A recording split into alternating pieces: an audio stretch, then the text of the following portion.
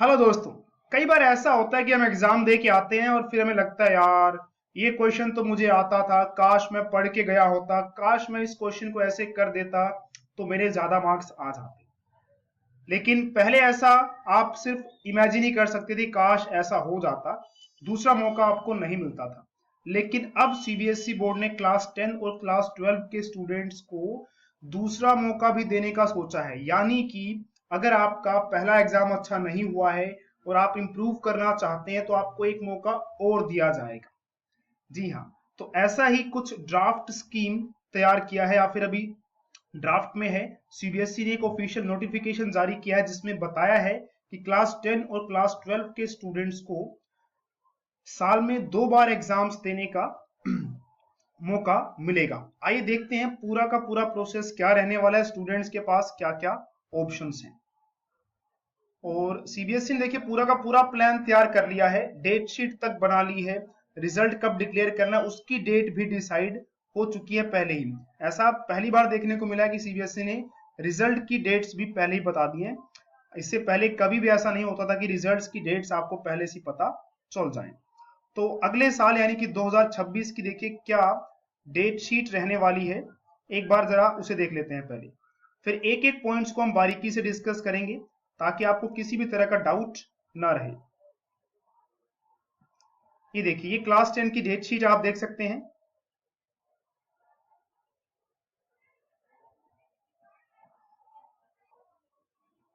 तो ये देखिए मैथ्स का एग्जाम 17 टू 2026 यानी कि 17 फरवरी 2026 को होगा, ट्यूसडे को। तो ऐसे ही देखिए पूरी की पूरी डेट शीट तैयार कर ली गई है।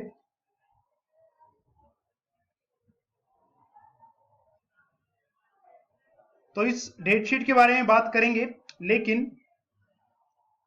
पहले चलते हैं कुछ इंपॉर्टेंट पॉइंट्स की तरफ जो आपको पता रहने चाहिए। ये देखिए, सेकंड एग्जाम क्लास 10, तो आपको एक बार फिर से यानी कि दोबारा से भी आपको एग्जाम देने का मौका यहाँ पे दिया जा रहा है। ये देखिए सेकंड एग्जाम आपका, और ये कब स्टार्ट होगा? 25 अप्रैल 2026 से, सॉरी 25 अप्रैल से नहीं, ये रहा 5 मई 2026 ट्यूसडे को मैथ्स का एग्जाम क्लास 10 की बात कर रहा हूं मैं। दूसरा मौका आपको मिलेगा फिर से, अगर आपका मैथ्स का एग्जाम पहले अच्छा नहीं हुआ है तो आप क्या कर सकते हैं, दूसरी बार फिर से ट्राई कर सकते हैं। चलिए कुछ इंपॉर्टेंट पॉइंट्स की बात करते हैं। इसके साथ देखिए रिजल्ट की डेट्स भी बता दी गई हैं, जैसे कि आप देख सकते हैं जो आपने पहली बार एग्जाम दिया उसका रिजल्ट का डेट यहाँ पे दे रखा है 20/5/2026। ये देखिए, ये रिजल्ट की डेट्स भी आपको बता दी गई है।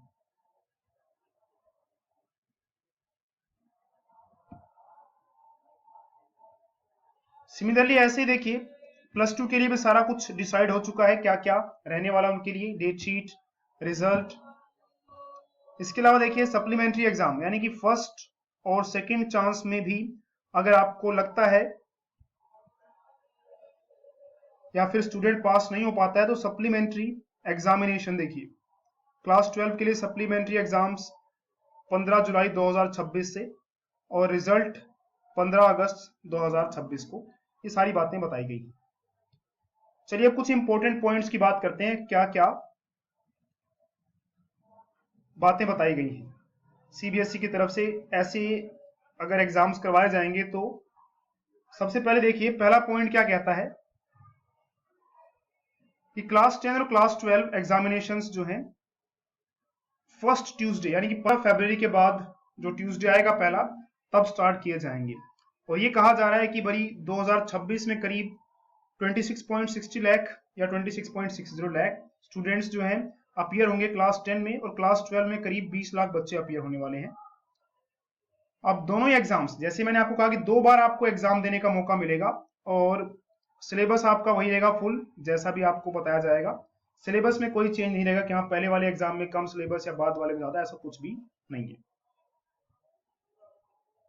पॉइंट नंबर 4 आपके लिए इंपॉर्टेंट है। देखिए पॉइंट नंबर 4 में कहा गया है कि एक्सेप्ट साइंस मैथ्स, तो साइंस मैथ्स की अगर हम पढ़ें तो जैसे कि 10th क्लास में science, math, social science, Hindi और इंग्लिश, इनको एक तरह से मान लीजिए मेन सब्जेक्ट माना गया है।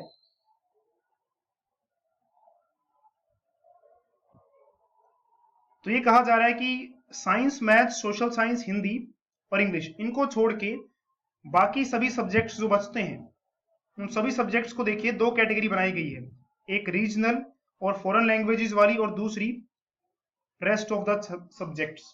तो दो कैटेगरी बनाई गई हैं। अब इनमें ये खास बात है देखिए कि जो एग्जामिनेशन है science, math, social science, Hindi और इंग्लिश का, ये एक ही दिन होगा। एक ही दिन का मतलब ये है, जैसे मैथ्स का पेपर मान लीजिए 17 फरवरी को है।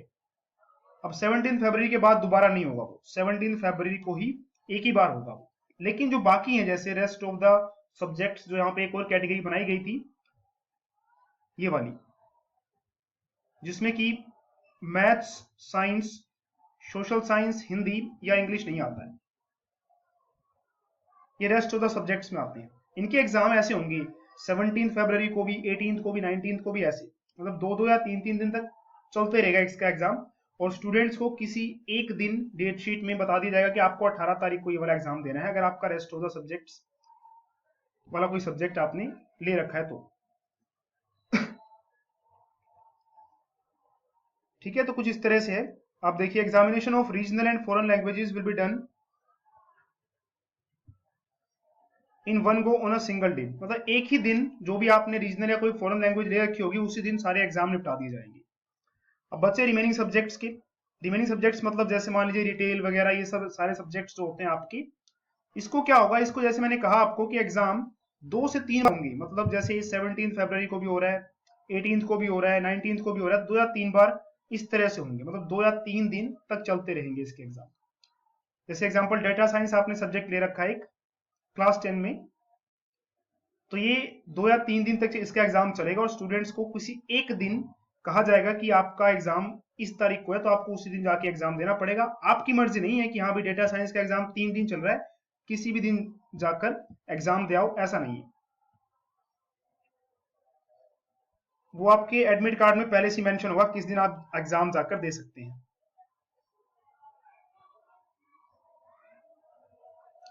और खास बात देखिए ये भी है कि जो रेस्ट ऑफ द सब्जेक्ट्स जैसे डेटा साइंस वगैरह जो सब्जेक्ट हैं, उनमें अगर आप देखें तो ये कहा गया क्वेश्चन पेपर्स जो है इनके आपसे वापस ले लिए जाएंगे।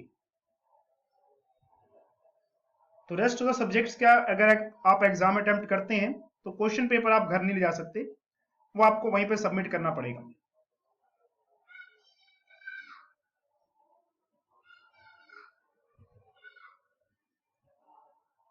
चलिए आगे बात करते हैं।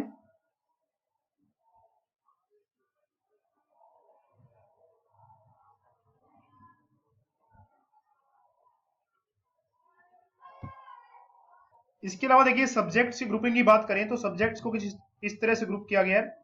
लैंग्वेज 1 में इंग्लिश, लैंग्वेज 2 में हिंदी, इलेक्टिव 1, 2, 3 में साइंस, मैथमेटिक्स और सोशल साइंस है। बाकी रीजनल और फॉरेन लैंग्वेजेस के ग्रुप में आप देख सकते हैं सारी लैंग्वेजेस हैं।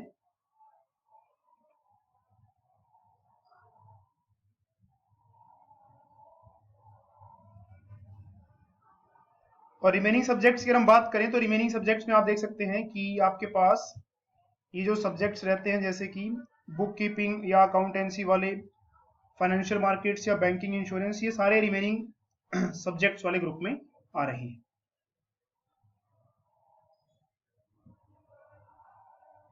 और ये डेट शीट आप देख सकते हैं जो कि 2026 में एग्जाम्स होंगे उसके लिए सारे डेट शीट है।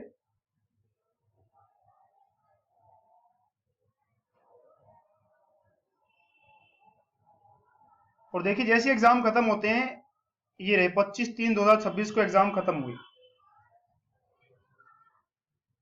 अदर लैंग्वेजेस के एग्जाम्स तो और हो गए, लेकिन कुछ एग्जाम्स अभी देखिए चल रहे हैं। तो रिजल्ट, पहली बार जब आप एग्जाम देंगे तो आपका रिजल्ट डिक्लेयर होगा 20 मई 2026 को। अब यहां पे मेन बात आती है, देखिए रिजल्ट डिक्लेयर होने के बाद अगर आपको लगता है कि आपका रिजल्ट अच्छा नहीं आया है, या फिर आपको लगता है कि आपको इंप्रूव करना है किसी एक सब्जेक्ट में, दो सब्जेक्ट में, तो आपके पास ऑप्शन रहता है सेकंड बार फिर से एग्जाम देने का। कौन इस एग्जाम को दे सकता है, इसके बारे में भी आगे हम बात करेंगे। तो देखिए डेट शीट है, फिर से दोबारा जब एग्जाम होंगे उसका रिजल्ट, और फिर यहाँ से सप्लीमेंट्री एग्जामिनेशन की बात करें अगर हम क्लास 12 की, और उसका रिजल्ट का डेट दिया हुआ है। अब आते हैं नेक्स्ट पॉइंट में, जो मतलब एग्जामिनेशन का तरीका है, जो आपका सैंपल पेपर जैसा आता है वैसे एग्जाम रहेगा। स्कीम ऑफ स्टडीज भी वही है, पास होने के लिए कितना कुछ चाहिए वो सब पुराने जैसा ही है, उसमें कुछ खास चेंज नहीं होगा। हाँ, ये कहा गया कि इस स्कीम में अगर हम बात करें कि CWSN कैंडिडेट्स के लिए फैसिलिटीज को एक्सटेंड किया गया है। और स्पोर्ट्स स्टूडेंट्स के लिए पहले ये था कि एग्जाम्स अलग से कई बार कंडक्ट करवाने पड़ते थे, लेकिन अब ऐसा नहीं है। उन्हें पहली बार या दूसरी बार दोनों में से किसी एक बार में, मतलब उनके पास भी वही है कि दो ऑप्शन है, या तो पहली बार एग्जाम दे लो या दूसरी बार, अलग से उनके लिए एग्जाम नहीं करवाया जाएगा।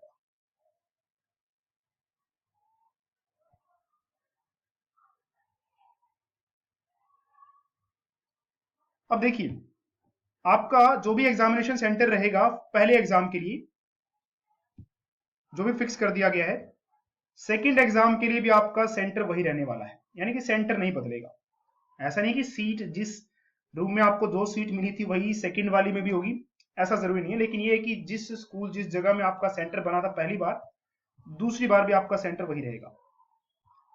अब देखिए एलओसी लिस्ट ऑफ कैंडिडेट्स जो है, 9th क्लास और 11th क्लास की एक लिस्ट ऑफ कैंडिडेट्स सीबीएसई को भेजी जाती है, जिसमें बताया गया होता है कि कितने स्टूडेंट्स हैं किस स्कूल से जो बोर्ड एग्जाम में अपियर होने वाले हैं, ताकि सीबीएसई इसके लिए तैयारी कर ले। तो अगर आप 9th क्लास में हैं या 11th में, तो आपको पता होगा कि आपकी एक लिस्ट ऑफ कैंडिडेट्स वाली जो है लिस्ट स्कूल भेजता है सीबीएसई को। तो वो तो खैर एग्जाम से पहले ही सितंबर के मंथ में भेज दी जाती है। और एक बार एलओसी चला गया तो उसके बाद सब्जेक्ट्स में आप चेंज नहीं कर सकते। हाँ, लेकिन ये है कि आपको अगर फिर भी सब्जेक्ट्स चेंज करने हैं तो जो दूसरा वाला एग्जाम होगा उसमें आपको ऑप्शन मिलता है सब्जेक्ट चेंज। आगे हम इसको डिस्कस करेंगे।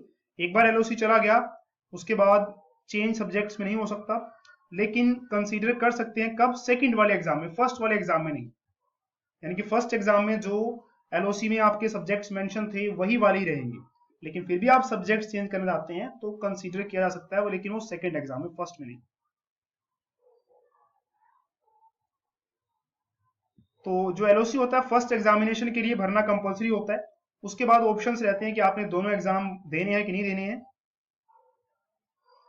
वो एलओसी में आपसे पूछ लिया जाएगा जब फर्स्ट एग्जामिनेशन के लिए एलओसी भरा जाएगा तब। और एलओसी में नया कोई भी नेम ऐड नहीं होगा। सब्जेक्ट्स आप चेंज कर सकते हैं, लेकिन नया नेम का मतलब कोई नया कैंडिडेट ऐड नहीं होगा ना।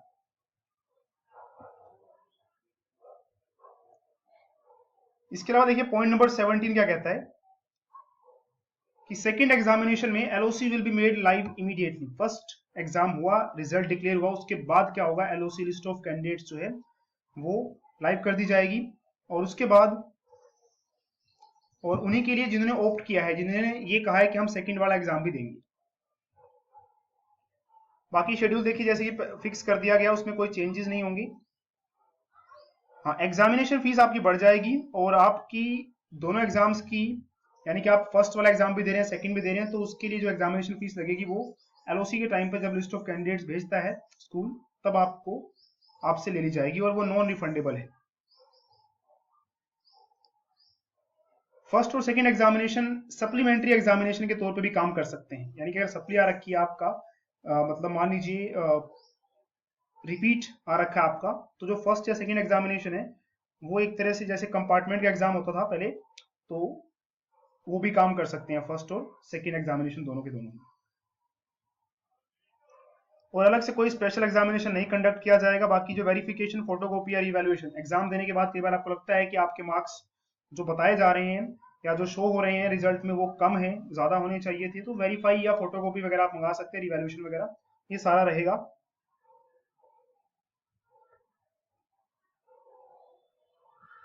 इसके अलावा स्कूल्स देखिए, स्कूल्स की प्रॉपर असेसमेंट होगी ताकि उन स्कूल्स को सेंटर के तौर पे यूज किया जा सके बोर्ड एग्जाम्स के लिए। और सेल्फ सेंटर आपको पता है कि नहीं होगा, कि जिस स्कूल के बच्चे हैं वो उसी स्कूल में बोर्ड एग्जाम दें, ये तो खैर आपको पता है कि पॉसिबल नहीं होगा, तो सेल्फ सेंटर नहीं होगा। और अगर आसपास कोई स्कूल नहीं मिलता है, जैसे मान लीजिए आप किसी जगह पढ़ते हैं स्कूल 10th क्लास में, तो आपका बोर्ड बहुत दूर भी नहीं बनता है, आसपास ही बनता है, और आसपास कोई स्कूल अगर नहीं होता तो सीबीएसई उसके लिए अरेंजमेंट्स करेगा जो भी होगा। और ध्यान रखिए हॉलीडेज, मतलब सीबीएसई ने जो डेट शीट रिलीज कर दी है वो कर दी है, तो अगर कोई नेशनल हॉलीडे पड़ता है, तो नेशनल गैजेटेड हॉलीडे है तो एग्जामिनेशन उस दिन नहीं होगा, लेकिन कोई रिस्ट्रिक्टेड हॉलीडे या स्टेट हॉलीडेज है तो उसे कंसीडर नहीं किया जाएगा, उस दिन भी एग्जाम होगा।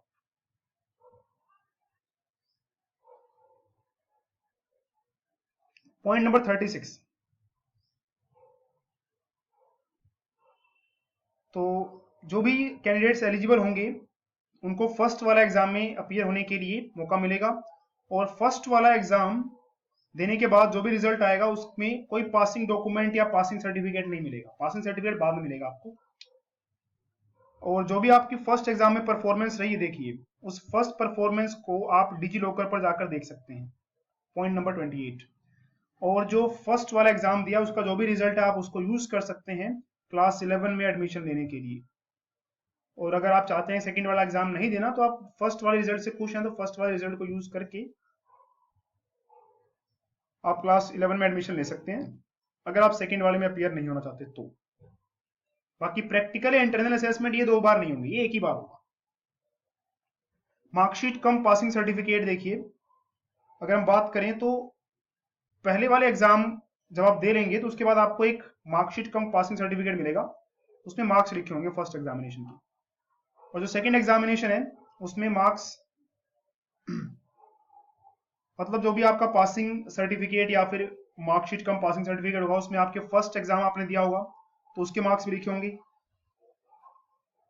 सेकंड एग्जाम आपने दिया होगा उसके मार्क्स लिखे होंगे, प्रैक्टिकल या इंटरनल असेसमेंट्स ग्रेड्स ये सब लिखे होंगे, और साथ में इनमें से जो भी बेटर होगा, ठीक है, फर्स्ट और सेकंड दोनों आपने एग्जाम दिए थे, जो भी बेटर होगा वो भी मेंशन होगा कि कौन से वाला दोनों में से बेटर है, वो यूज कर सकते हैं आगे के लिए आप। अब देखिए बात ये कि मान लीजिए कि आप फर्स्ट एग्जाम में क्वालिफाई नहीं हो सके, उनको भी क्लास 11 में एडमिशन दिया जा सकता है, क्योंकि क्या पता वो सेकंड वाला एग्जाम देने की तैयारी कर रहे हो, तो फर्स्ट वाले रिजल्ट के बेस पे क्लास 11 में आप एडमिशन ले सकते हैं, लेकिन सेकंड वाला एग्जाम देने के बाद जो रिजल्ट आएगा उस रिजल्ट में आपको पास होना पड़ेगा, और फिर आप सेकंड वाला रिजल्ट यूज करके क्लास 11 की जो भी आपकी एडमिशन रहेगी वो कंटिन्यू रहेगी। लेकिन अगर आप सेकंड में भी पास नहीं हो पाते हैं तो फिर आपका एडमिशन कैंसिल हो सकता है। सेकेंड एग्जामिनेशन के बाद देखिए एक मेरिट सर्टिफिकेट जो है वो इशू किया जाएगा। मेरिट सर्टिफिकेट कुछ सालों से बंद था, लेकिन 2026 से कहा जा रहा है कि मेरिट सर्टिफिकेट होगा, और जो भी स्टूडेंट्स 5 सब्जेक्ट्स में मतलब क्वालिफाई कर जाएगा तो उसे पास डिक्लेयर किया जाएगा। अब मान लीजिए 5 सब्जेक्ट्स में कोई स्टूडेंट है पास नहीं हो पाता है फर्स्ट एग्जामिनेशन में, तो उसे इंप्रूवमेंट कैटेगरी में डाल दिया जाएगा, और फिर उसे मौका मिलेगा सेकंड वाले एग्जाम में अपियर होने का, और सिलेबस वही रहेगा किसी भी एग्जाम के लिए, जो भी उस साल का सिलेबस सीबीएसई बोर्ड की तरफ से डिक्लेयर किया गया वही सिलेबस रहने वाला है। तो क्लास 11 पास करने के बाद देखिए स्टूडेंट्स को अलग से स्टैंड अलोन सब्जेक्ट्स में एग्जाम देने का कोई मौका नहीं मिलेगा। अब देखिए अगर आपने एडिशनल सब्जेक्ट ले रखा है तो उसके लिए क्या किया गया है, मान लीजिए आपने 5 सब्जेक्ट्स के अलावा कोई 6th या 7 ले रखा है, और आपको पता है कि आप उन 5 में से कोई एक में फेल हो जाते हैं, तो 6th वाले में अगर पास हैं तो उसके बेस पे भी आपको पास डिक्लेयर कर दिया जाता है। लेकिन मान लीजिए आप इंग्लिश में फेल हो जाते हैं, लेकिन 6th सब्जेक्ट आपका हिंदी था या 7th सब्जेक्ट के बेस पे आप पास तो डिक्लेयर कर दिए गए, लेकिन आप चाहते हैं उसमें इंप्रूवमेंट करना, तो आपको मौका मिलेगा कि सेकंड एग्जाम जो होगा उसमें आप इंप्रूवमेंट दे सकते हैं। तो मौके कितने मिलेंगे, लेकिन नेक्स्ट 2 एग्जामिनेशन 2 बार मौके मिलेंगे, उससे ज्यादा बार नहीं मिलेंगे।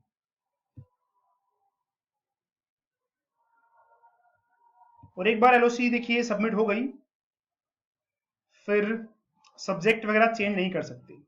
लेकिन देखिए रहा, स्टूडेंट फिर भी अगर सब्जेक्ट चेंज करना चाहता है सबमिशन ऑफ एलओसी के बाद भी, तो फिर आप सेकंड वाले एग्जाम में ही चेंज कर पाएंगे। फर्स्ट वाले एग्जाम में आपको सब्जेक्ट चेंज करने का मौका नहीं मिलेगा अगर एक बार एलओसी सबमिट हो गई है तो। अब देखिए, मान लीजिए आपने फर्स्ट वाली जो एलओसी की लिस्ट गई है उसमें जो भी सब्जेक्ट चूज किए थे उसमें से आप सब्जेक्ट चेंज करना चाहते हैं, लेकिन आप चेंज कब कर पाएंगे? फर्स्ट वाले एग्जाम में नहीं, सेकंड वाले में। तो आपको ये ऑप्ट करना पड़ेगा कि वो फर्स्ट वाले एग्जाम में उस सब्जेक्ट में एग्जाम नहीं दे रहा है। ठीक है, अगर फिर भी वो फर्स्ट वाले में अपीयर हो जाता है, एक तो वो चेंज करना चाहता है और फर्स्ट में वो जाके एग्जाम भी दिया, तब उसे फिर सेकंड वाले एग्जाम में मौका नहीं मिलेगा उस सब्जेक्ट में अपीयर होने के लिए। ठीक है, यानी कि फिर उसको चेंज करने का ऑप्शन नहीं मिलेगा सब्जेक्ट को।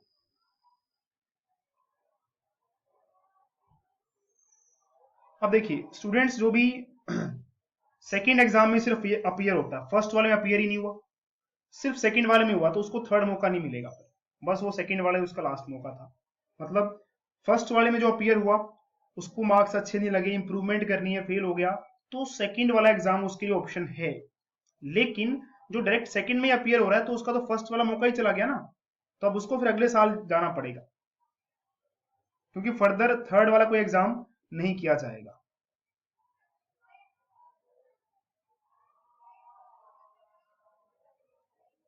तो such students will be allowed to appear in the first examination of subsequent year, फिर आपको अगले साल जो है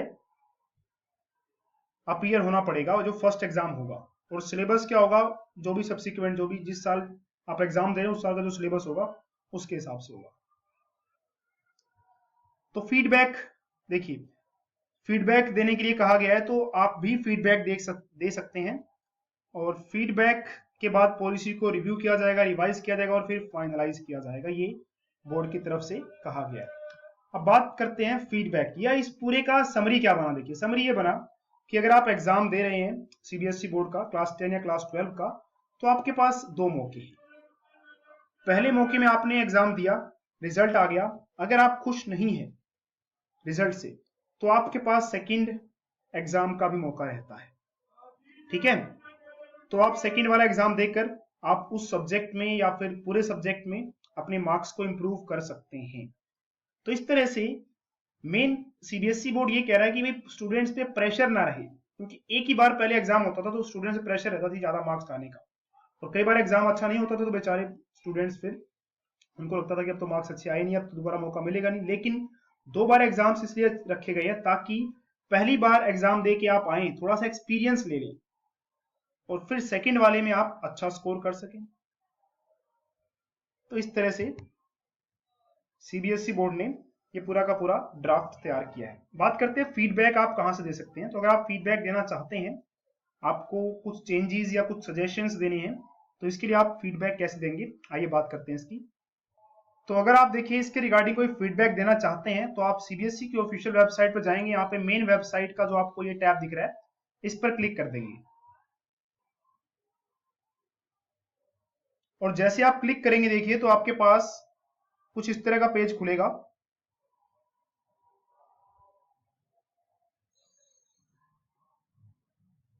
ये देखिए ड्राफ्ट स्कीम फॉर, अभी ये नोटिफिकेशन जो है रिलीज किया गया, सबसे टॉप पे आपको ये दिख रहा है। यहां पे देखिए आपके पास क्लिक फॉर फीडबैक,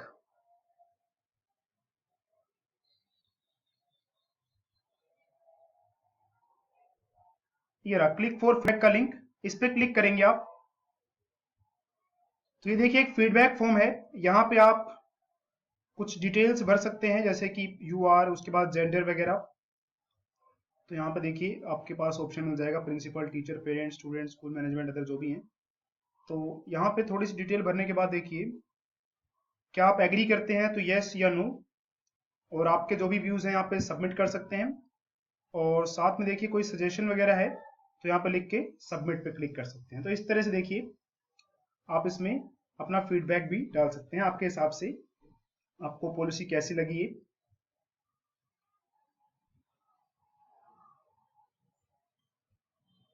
चलिए, तो इस वीडियो में इतना ही। आपको ये पॉलिसी कैसी लगी, एक बार वीडियो के नीचे जो कमेंट सेक्शन होता है वहां पर भी कमेंट करके जरूर बताएं। अगर फिर भी कोई डाउट भी रहता है, जितने पॉइंट्स बताए गए हैं सारे के सारे आपको एक्सप्लेन किए गए, किसी भी पॉइंट में डाउट भी रहता है तो भी आप उस डाउट को पूछ सकते हैं।